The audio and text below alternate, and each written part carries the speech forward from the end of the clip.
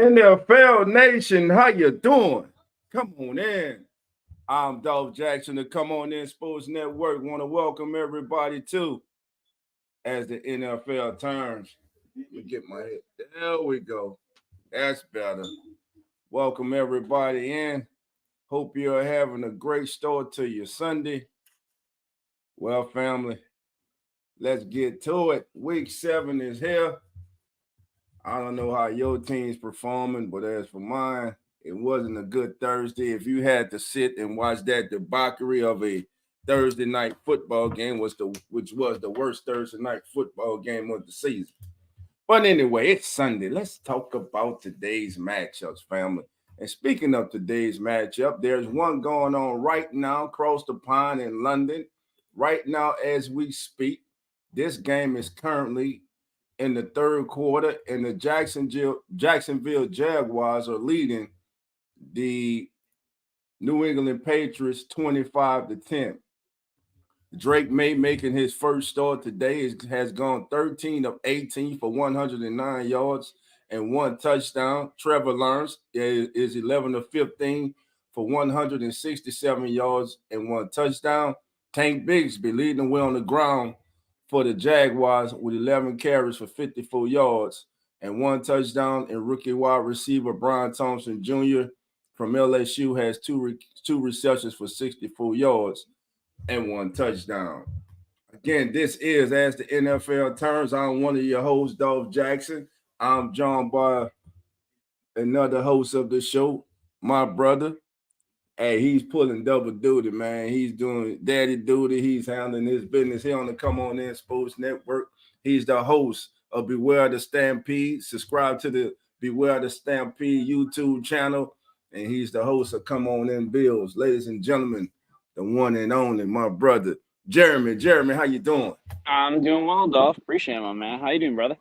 Man, I'm doing good, man. It's Sunday, ready for some good football, man. Sit back, relax, and I'm gonna put my feet up this Sunday and just watch some good football, man. And like I said, the contest that's going on now, 25-10, Jaguars, 9:42 to go in the third quarter in that contest. Jaguars right now looking like they're on their way to getting a W. A much needed W as both teams come in 1-5.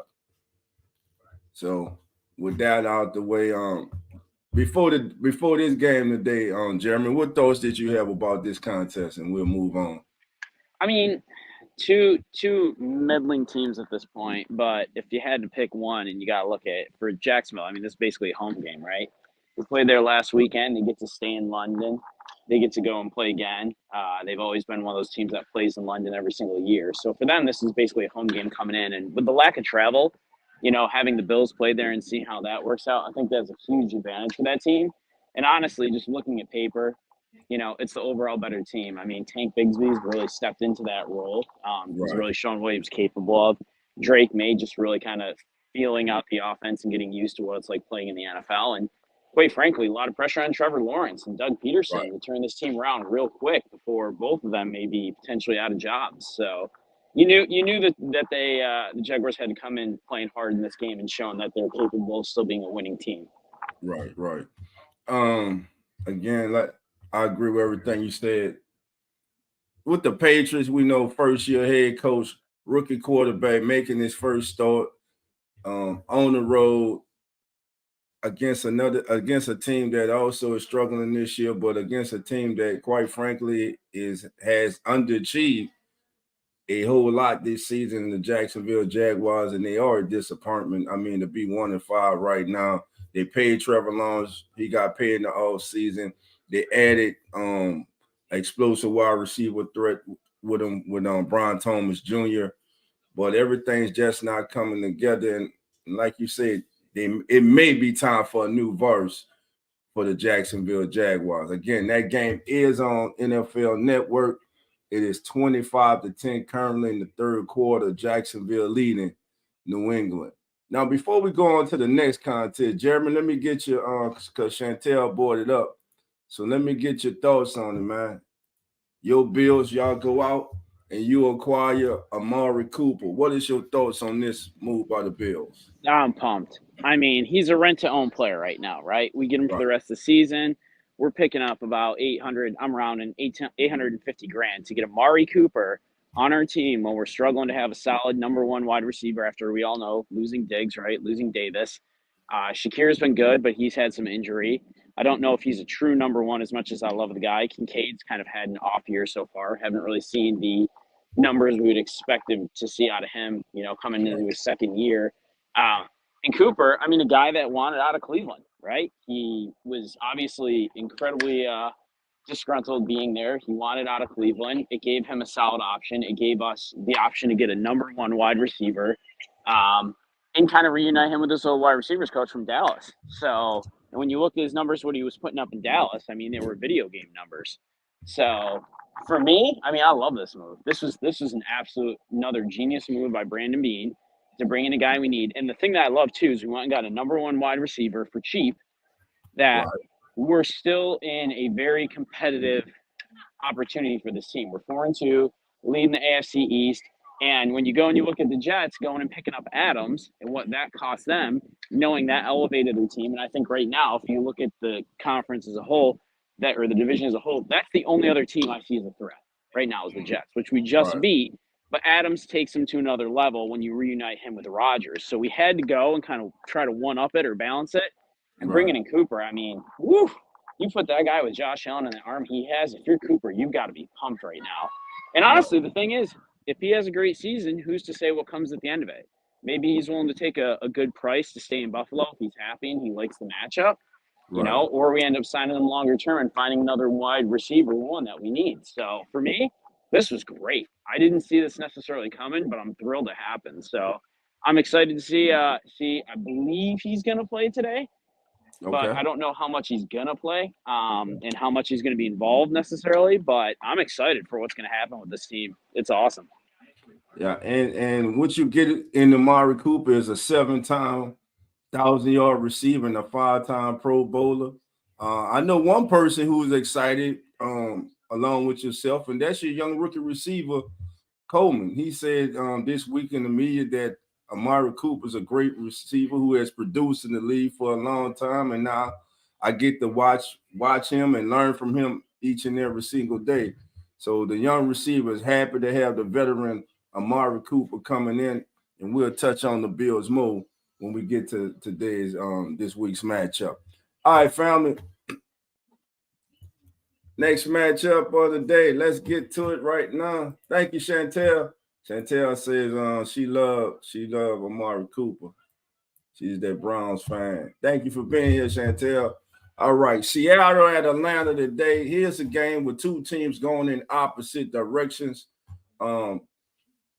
Seahawks started the year off 3-0, looking real good, but man, they have been struggling as of late. What is your thoughts on this contest here, Jeremy? I mean, I like this game. I actually like this game a lot. I think more than people probably do. I think Geno Smith, if you look at his numbers the past few games, his completions, I think he's averaging 31 completions right now over the past couple games. Uh-huh. Kenneth Walker still, he's back. He's healthy I again. like him. I like him a lot. I like Zach behind him too. I like Charbonnet. I think he's also a decent backup. He just hasn't gotten, I think, fully integrated in the NFL yet. But Kenneth Walker the third is just that guy's dynamite.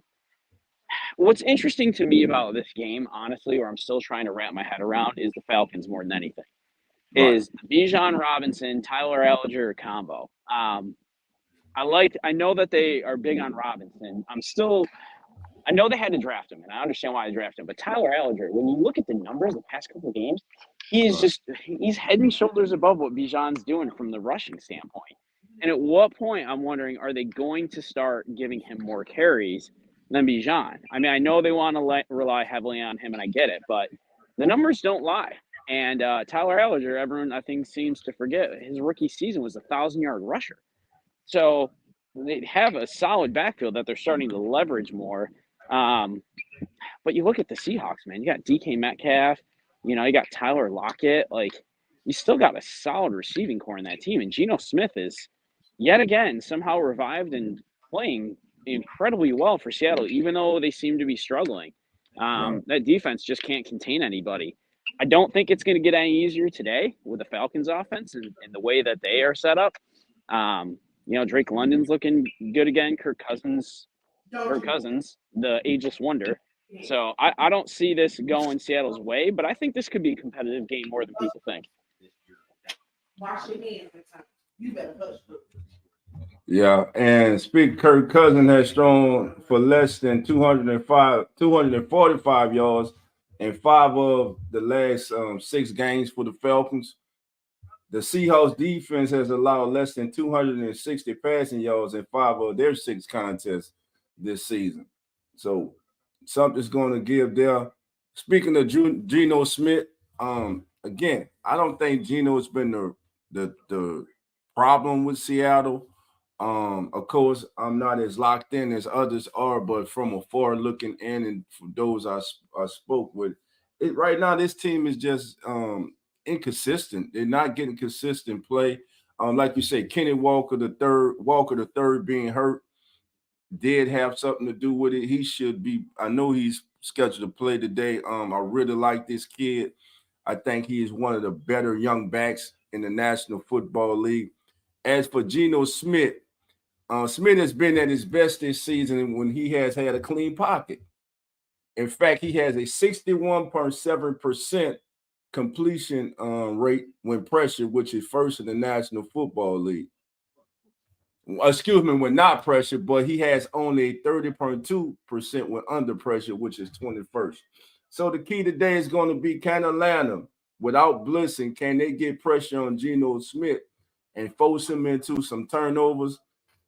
With the Tyler Algier and B. John Robinson, you I think should be more of a running back by committee. Thunder and Lightning. I think B. John Robinson, of course, he's exceptional. He's an exceptional talent. But like you say, Tyler Algier on the year is averaging 5.5 yards a carry. He has 51 carries for 283 yards. His longest run of the year is 20. B. Jones is 28. Drake London leading the way in the air for the Falcons with 38 receptions on 54 targets for 428 yards and 4 touchdowns. Kyle Pitts, 28 targets, 18 receptions for 263 yards and 1 touchdown. Not really. I thought with Kirk Cousins coming in, and we're still kind of early in the season, but I thought with Kirk Cousins coming in that we will see an uptick in the production from Kyle Pitts, and that this will be the year where he really, because he finally had a competent quarterback, that this will be the season where he finally really ate. I agree with you on that. Put his name up there in the upper echelon of tight ends in the league. But right now, it's not working. I mean, he's been targeted 28 times and has came down with the ball only 18 times. Now he's averaging just under 15 yards a catch. In fact, he's at 14.6, and his longest reception has been 52. But it's like it's average at best. I mean, I'm with you on that. Yes, it's average at best. But I think the thing you got to look at, Dolph, and this is where I think it gets a little tricky this year, is honestly, if you look at the tight ends across the league, there's nobody that's like head and shoulders killing it, honestly. Like Kittle's good, Kelsey's, good, but there's nobody that's like blowing it out of the water this year. So I think honestly, when you look at tight ends in general, I think all of them across the board are okay this year. No one's really stood out to me, but I am surprised. I expected this to be a breakout year for Pitts, but maybe that's going to come as the season goes on. But I definitely expected his numbers to be higher than they are right now. Right. Yeah, I did also. So in this contest, I'm going with Atlanta. I think right now Atlanta's riding with some momentum. Right now, Seattle, quite frankly, can't get out their own way. And is it doable for them to go in Atlanta and win? Yes, but I just don't think they'll do it today. I think that the Falcons will hold serve and prevail today. So I'm going with the Falcons in this one. Chantel says yes. Jesse Bates is there with the Falcons. Sister Miss Barbara says, "Why don't people hit the like button? It costs you nothing." Yeah, hit the like button. It don't cost you nothing. Just bam. There you go. Quick and easy. Quick and easy. All right. Chantel's gone with the dirty birds in this one. Okay. All right. So yeah, we're going with that. Now the next game up. Whoa. The Buffalo Bills coming home after a 3-game road trip hosting the Tennessee Titans, who have made a quarterback change. They are going to Mason Rudolph. They have bench Will Levis. Jeremy, you guys listen. This is a game that you guys absolutely should win. Mason Rudolph coming in or not. Right now, like we thought, like we were saying the offseason, what would be the identity of the Tennessee Titans? And to me, this team still doesn't have an identity. Nope. None. And now you're turning to Mason Rudolph. With all due respect, I mean, Mason Rudolph, he as a backup quarterback, he is all right. But now, if you're going to ride with Mason Rudolph the entire season, that only tells you where this season is headed. And could the Titans be right back in the market for a quarterback in the 2025 NFL draft? I don't think so. I mean, I'm not sure they're entirely going to give up on Levis. I mean, to his credit, I mean, he's doing what he can with what I would say very subpar offense. I mean, yeah, you got DeAndre Hopkins, you went and brought Tony Pollard, but you lost Derrick Henry. I think bringing in Pollard didn't fix anything. I don't know what they were thinking on that move, unless they just were looking for a change from Henry, because Henry is just eaten over in Baltimore. Not that we would expect anything different out of him. But Will Levis, his shoulder's still possibly hurt. I think they're kind of using that as a scapegoat at the moment. Right. And I think they're looking to see what's under the hood with Rudolph. If he can come in and spark this offense some, it's not going to happen today against the Bills. It's just not. If we lose this game, I'm going to cry. I'm not going to lie. You won't hear from me for a couple days, though. I'm just not impressed with Tennessee. I don't think they're in the market for a quarterback necessarily. I don't think they're ready to entirely give up on Levis, but I think it's one of those they've got to see if there's a way to save this season on any level. Because right now he's not getting it done. The shoulder's an easy way to get away with it and see what happens. But it's not going to be today, not with Mason Rudolph. He was average at best when he was in Pittsburgh. He's not any better on this team. So, I mean, listen, the kid does have a new coach and a new offense. He's just in his second season. I mean, last week he threw for only 95 yards. And like you said, they do have Hopkins, Tony Pollard, but what else do they have?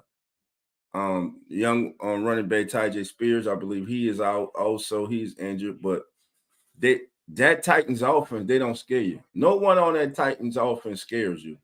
And that's the problem. They don't have that difference maker on offense right now.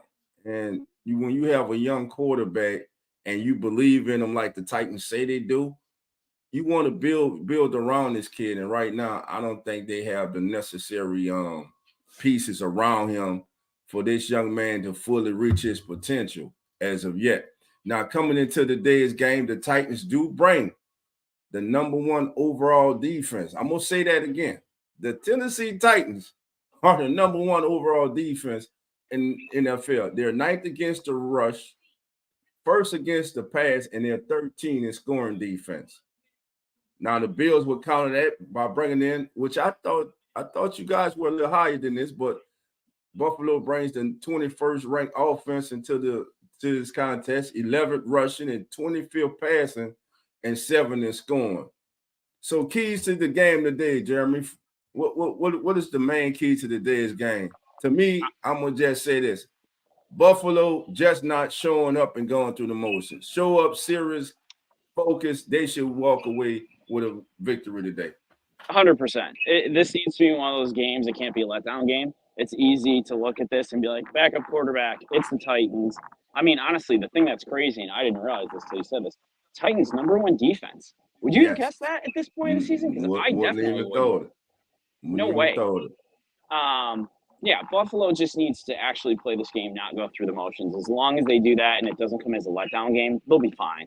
This shouldn't be a game that scares them. It shouldn't be a game that's going to be a lot of challenge. I'm hoping they get away with this and they get to bench everybody, by third, fourth quarter. But it's like anything, like you said, number one defense. Who can say? And honestly, more than anything, Josh Allen just needs to continue to play smart ball. He's not turning over the ball. He has 0 interceptions on the season still. He just needs to manage the game like he's been doing this season. He'll be fine. I don't need him, and I'm fine with him not throwing for 300 yards a game. As long as he's not turning the ball over and we're winning the game, that's what you want. So he just needs to keep doing that, and we'll be good. And Rose, so speaking of that Titans defense, they're fourth in the NFL in red zone efficiency. They have just allowed 4 touchdowns on 10 trips inside their 20. So the defense has not been a problem for the Tennessee Titans. It's been on the other side of the ball. Offense right now just not carrying their weight. So Jeremy, myself, and this one, we're going to take the Buffalo Bills in this contest. Next up, the Battle of Ohio, Cincinnati.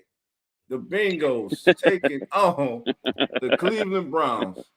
Is this really a battle, Dolph? Is this really a battle? Are we really serious about that? Is there anywhere this is a battle right now? Yeah, you stay in Ohio. It means something. It means something. Cincinnati heads to the Dog Pound to take on the 1-5 Browns. I look for the Bengals to come out here 3-4. You just traded Amari Cooper. Deshaun Watson is hanging on by a thread. Everyone's calling for him to be benched. They want the backup. People are actually screaming for Jameis Winston. So, in this contest, Deshaun Watson, by the way, on the season, has 5 touchdowns, 3 interceptions. He's thrown for 1,020 yards, and he's 122 out of 199. This game here, man, I mean, what do you start with this game? Like, there's nothing to start with. This is a race to the bottom for the Browns. That's all it is at this point. Because here's the problem with the Browns right now. One, season's over. Let's just call it what it is. They're done. It's over. Right. They're clearly in rebuild mode. They just announced they're moving. They're going to move from the stadium to Brook Park, which actually, the company I work for, we have one of the offices in Brook Park. So they're going to relocate the stadium from where it is on the waterfront. And they're in a contract with Deshaun Watson that literally is going to kill this franchise, which everyone knew when this happened. And everyone's like, this is the problem. Either you're all or you're nothing. And nobody wants the contract because it's all the guaranteed money. And he's playing like garbage. So I think right now you need to do one of two things. You need to either race to the bottom, and you're going to have to draft a rookie quarterback. And at least you've got a guy on a couple of years for the cheap because you got to eat this contract with Watson. Or you just throw on your backup at this point, or go get somebody cheap like Jameis Winston, see what you got. You got nothing to lose because this team isn't going anywhere with Watson right now. And if Cincinnati doesn't win this game, it's going to be disappointing. I mean, the one thing I want to see with Cincinnati is where Zach Moss and Chase Zach Moss and Chase Brown end up, because that has been changing as the season goes on. It's been split, and Chase Brown has now started to outpace Moss as the number one back with the carry. So I'm curious to see if that still continues, or if it's still going to be like a committee running back situation, because Moss has not been productive at all with rushing. So that for me is the bigger thing, other than the fact that the Browns, I'm sorry, Browns fans, it's over. Right. And since we're on the Browns, let's start at quarterback. The most important position in all the sports, the most important position in the NFL.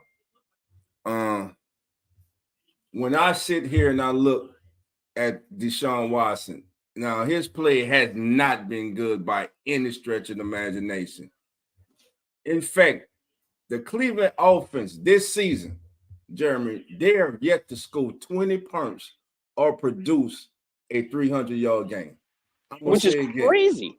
Because they don't, on paper, they're not that bad. If you look at the roster. Yes. You got one of the best young tight ends in the league. You got 100%. You got Judy now. You had Amari Cooper. You got Nick Chubb coming back. You got Chubb coming back. So what has been the problem? And Coach Stefanski, for some reason, he feels that Watson gives them the best opportunity to win. But again, Watson hasn't thrown for 200 yards yet this season. And he's been sacked a league high 31 times. And the Browns are 30th in the lead in scoring. They're averaging only 15.8, and they're last in yards. This team averages only 240 yards a game. So this team has more problems than just Deshaun Watson. Maybe it's the system. Maybe it's players just underachieving, not performing up to their capabilities. Or maybe it's just because it's the Browns, and unfortunately, this is just the way it is for the Browns. I mean, it's season after season. Every year, I look at them and think, man, they got a good roster. This could be it. And every year, they come in and manage to disappoint me somehow. And look, I'm not a Browns fan, obviously, but at the same point, it's one of those teams they're not that far from Buffalo. Like I can appreciate what they go through and the struggle and the misses they've had over the seasons, but they continue to shoot themselves in the foot with these massive contracts on these guys, thinking that they're the savior. And I don't know what point they start to realize like you can't just guarantee all this money to these guys and then just hope for the best. That's going to change things. Right. And speaking of, let's go to another end, Cincinnati. Now, this might be just what the doctor ordered for the Browns. I didn't know this. Joe Burrow is 0-3 on the road against the Browns. And the Bengals haven't beaten the Browns since 2017. Really? That's a surprising stat to me. I had no idea. I'm shocked by that. They have not beat their in-state rival since 2017. In fact, unreal. Joe Burrow was quoted as saying, "We haven't had success against this division opponent, so that's always frustrating and something we're striving for. We need to get this one." So, and this guy, believe it or not, I'm going with the upset. I think because I think Cincinnati's defense is not that good. No, it's not. That's one of the major problems with the Bengals is their defense. This could be the get right game for the Cleveland Browns. I'm taking Cleveland. Dolph, I hate that you're making me question myself here now. I'm taking Cleveland. God. Wow, that stat 2017. That's a hard one to overlook. I mean, that is just the psyche of that is rough. But I gotta go Cincinnati. I gotta go stick with my heart. I gotta trust my gut. I can't see it for the Browns. I just can't. So I guess I'm gonna lone wolf it since it's you and I. So, ow! All right, we got the first lone wolf. Jeremy's gone with the Bengals. I'm going with the Browns, and I guess you can call it an upset. I guess I'm just saying. I guess somebody's probably got to win this game. Somebody's probably got to win this game, but that would be our luck, Dolph. They're gonna tie. It's gonna be a typical Browns game. If they tie, my God, if they tie in this game. Now, one of the better matchups at noon in the 1 o'clock window. You got the Houston Texans going to Lambeau, baby, taking on Green Bay. Two of the young quarterbacks and two of the newer faces of the NFL, young quarterbacks who look to take this league into the future. You got C.J. Stroud and you got Jordan Love. 5-1 Texans and 4-2 Packers. 12 o'clock CBS. Where should we start? Let's start with the two quarterbacks. Let's get their numbers. Jordan Love on the season, 86 of 146, 1,131 yards, 12 touchdowns, and 6 interceptions. C.J. Stroud has completed 142 of 208 passes for 1,577 yards, 10 touchdowns, and 4 interceptions. Mixon leads the way on the ground for the Texans with 286 yards and 2 touchdowns. And Josh Jacobs, former Russian league NFL rushing title leader, leads the way for the Packers with 464 yards and 1 touchdown. Nico Collins, 32 catches, 567 yards, 3 touchdowns. And Jaden Reed, 27 for 442 yards and 3 touchdowns, leads the way for the Green Bay Packers. Now, when we preview this game, these two teams, last meeting was in 2020. It was the Packers beating the Texans 25-20. Last week, the Texans defeated the Patriots 41-21, and the Packers won at home over the Cardinals 34-13 in a game that I thought was going to be a lot closer. In fact, that was my upset special, and I was wrong. The Packers went out there, they handled their business last week. Now, in this contest, you have the number 6 overall offense in this game against the number 18 overall defense for the Packers. The Texans offense is 14 in rushing yards and 5th in passing and 14 in scoring in the National Football League. Now, their counterparts, the Green Bay Packers, bring in the number 4 offense in the National Football League, number 2 in the league in rushing, number 10 in passing, and they're tied for 8 in scoring.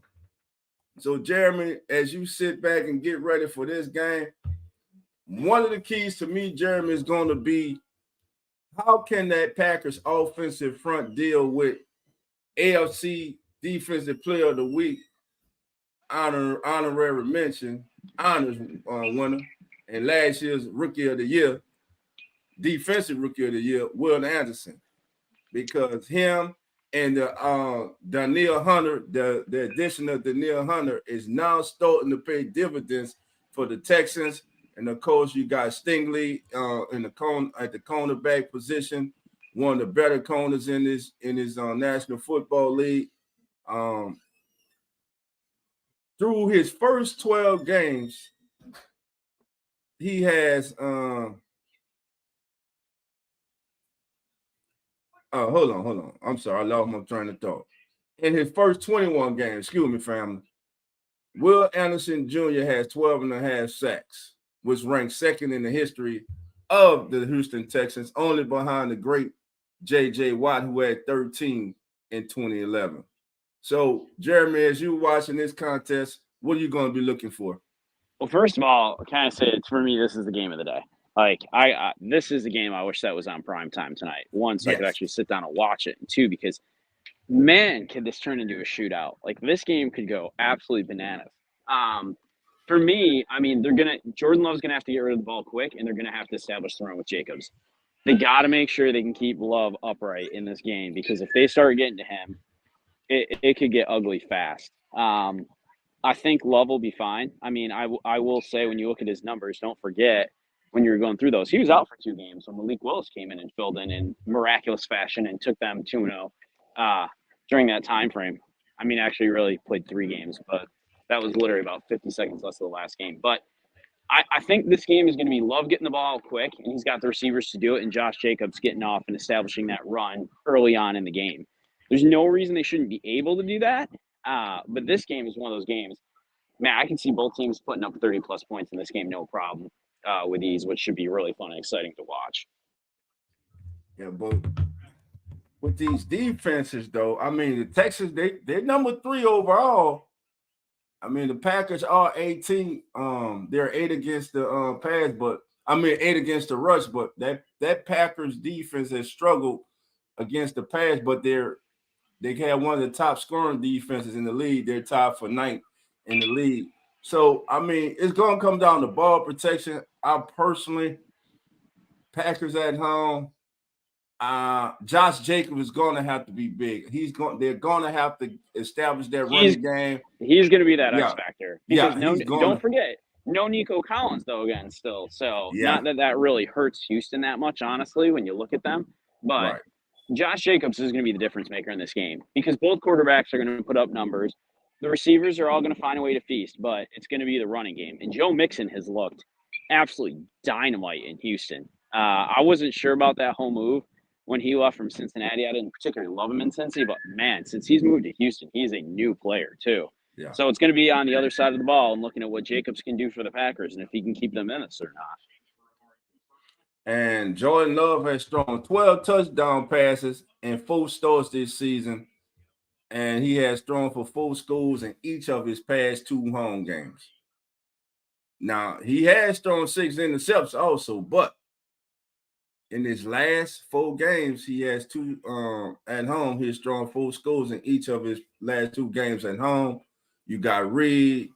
I just love the young receiving core for the Packers. And really, you don't have a diva.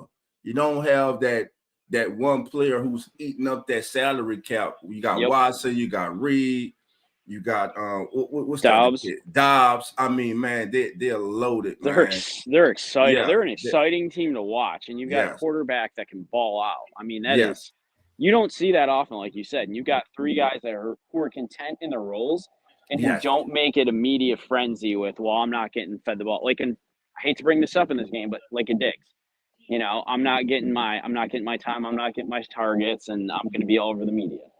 Sorry, Diggs, I love you, but I'm not missing you necessarily either. Right. So speaking of the matchup with the Texas passing game against the Packers secondary last week, C.J. Stroud threw touchdown passes to Diggs, Tank Dell, and Joe Mixon. But that was against the Patriots, who, by the way, the Patriots defense ain't that bad. They just don't have no offense to help them out. Now, they'll be going up against Xavier McKinney, who had an interception and who has an interception in each of the Packers' first 5 games. So Packers at home, no Nico Collins, but hey, you got Stephon Diggs, you got Tank Dell, you got Joe Mixon back, who could be the opposite of what Jacobs is for the Texans on the road. And I can't let my biases, yeah. I'm gonna go with the Packers. I'm gonna go with the Packers. I think the Packers hold them off today, and I'm gonna go 28-25 Packers today over the Texans. I'm gonna go 28-25. That's the type of game I'm gonna go Packers as well. I got to. I want to pick Houston, but I can't. I just can't. Packers at home in the fall, like this time of year, it's like this is their glory. I feel like. Right. I'm gonna go 35-27 though on score. Packers. Ooh. I think this is gonna get high. I think this is gonna be the highest scoring game we're gonna see today. You got 2 really good quarterbacks with 2 great receiving cores. I mean, yeah, the defenses are both solid, but again, this is one of those. They start getting separation. The score can go up real fast with those teams. I don't know. I mean, I just think that Texans defense, I don't think they're gonna. I don't think Green Bay is gonna have as consistent day against this Texans defense, because those 2 edge rushers, they're gonna put tremendous pressure on those tackles. And again, that's why I think the running game is going to be so pivotal today for Joey Love and the Packers. Because if they become one-dimensional, then you got Anderson, you got Hunter, and they're coming. They can just, pin their ears back and come. And young Stingley in the secondary. I'm saying all that, but still, I'm going with the Packers, and I'm going because the Packers are home and fall. How can you go against them? It's one of those things. You know? And I'm liking their receiver core, man. I just like the young quintet of receivers that they have. Any one of those young receivers can go off at any moment on any Sunday. And that's a real good luxury to have. Some may say, well, you need a go-to receiver. They got 3. They all 3 are go-to receivers. Yeah, so I'm going with the Packers, man. Yeah, I'm gonna stick with it. I'm gonna stick with the Packers in this one. I'm gonna stick with the Packers in this one. All right. So Jerry, myself. So Jeremy, you going with the Packers also? Going with Packers though. All right. So no Lone Wolf in this one. We both going with the Packers in this one. Listen, family, we're gonna take a quick break and we'll be right back. The Cover is Sports Network.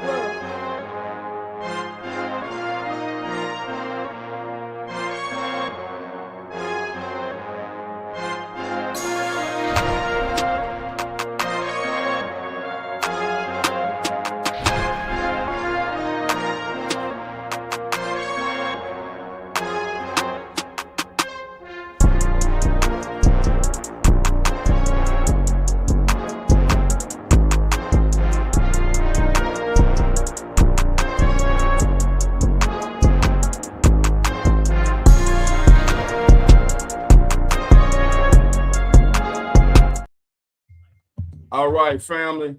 Hey, welcome everybody to As the NFL Turns.